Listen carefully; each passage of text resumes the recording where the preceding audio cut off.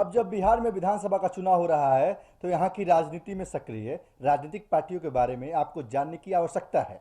सबसे पहले आज यहाँ की राजनीतिक पार्टियों में से एक भाजपा के बारे में बताऊंगा। नमस्कार, मैं मृगेंद्र प्रताप सिंह और आप देख रहे हैं सिटी पोस्ट लाइव। आपको बता दें कि बिहार में जनसंघ के नाम से प्रारंभ हुई भारतीय जनता पार्टी भले ही समय के साथ अपने जनाधार को बढ़ाती चली गई, लेकिन अब तक भाजपा का कोई नेता बिहार में सत्ता के शीर्ष तक नहीं पहुंच सका है। इसका सबसे मुख्य कारण माना जाता है कि भाजपा अब तक राज्य में कभी भी सबसे बड़े दल के रूप में उभरकर सामने नहीं आई है।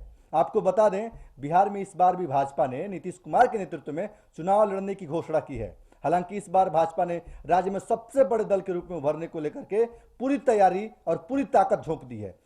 जी हां, यह भी जान लीजिए कि वर्ष 1962 में मात्र 3 विधायकों वाली इस पार्टी के वर्तमान समय में 53 विधायक हैं। पिछले विधानसभा चुनाव में भाजपा ने 24.42% वोट प्राप्त किया था, जो अब तक के चुनावी राजनीति में इस पार्टी का सबसे अधिक मत था। गौरतलब है कि भाजपा का सियासी ग्राफ प्रत्येक चुनाव में बढ़ता गया है। गौर करने वाली बात यह भी है कि बिहार विधानसभा में प्रतिपक्ष के नेता और भाजपा के वरिष्ठ नेताओं में से एक नंद किशोर यादव कहते हैं, भाजपा प्रारंभ से ही विकास की राजनीति पर विश्वास करती आई है। बिहार की राजनीति जातीय ध्रुव के इर्द गिर्द घूमती रही है। यही कारण है कि भाजपा जैसी पार्टी को मतदाताओं ने पसंद किया। वर्ष 1962 में एक दशक के संघर्ष के बाद बिहार विधानसभा में पहली बार भाजपा, जो कि उस समय जनसंघ हुआ करती थी, कि महज 3 उम्मीदवार सदन के चौखट को पार कर अपनी उपस्थिति दर्ज कराई थी। उस समय भाजपा ने कालांतर में अविभाजित बिहार में कांग्रेस के मजबूत माने जाने वाले आदिवासियों के वोट बैंक में सेंध लगा दी थी और इन इलाकों में भाजपा की जमीन मजबूत होती चली गई। इसके बाद जनसंघ ने वर्ष 1967 में 272 सीटों पर उम्मीदवार उतारे और 26 सीटों पर जीत दर्ज, यानी इसमें अधिकांश सीटें जो थी वो आदिवासी क्षेत्रों की ही रही थी। फिर 1969 में 34 सीटें जीती, परंतु सन 1972 में हुए विधानसभा चुनाव में 25 सीटों पर ही इस पार्टी के उम्मीदवार विजयी हो सके।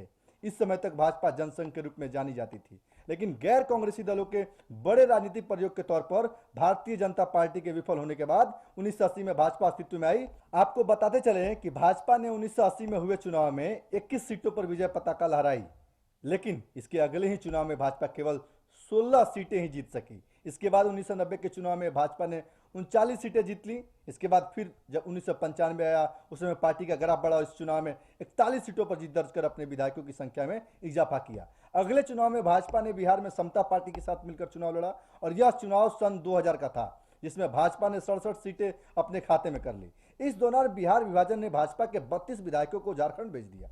इससे झारखंड में तो भाजपा को लाभ हुआ, मगर बिहार में नुकसान। भाजपा के पास बिहार में 35 विधायक ही रह गए।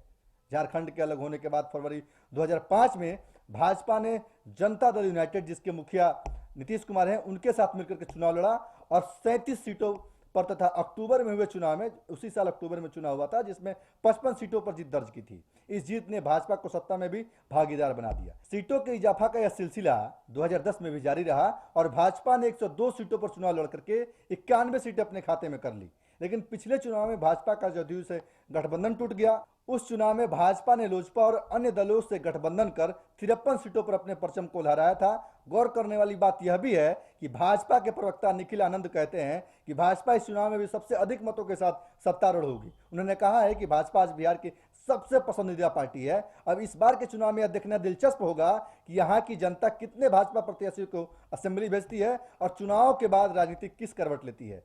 इसी तरह के तमाम सारे खबरों को देखने के लिए देखते रहे सिटी पोस्ट लाइव। हमारे चैनल को लाइक करना, सब्सक्राइब करना और शेयर करना ना भूले। धन्यवाद।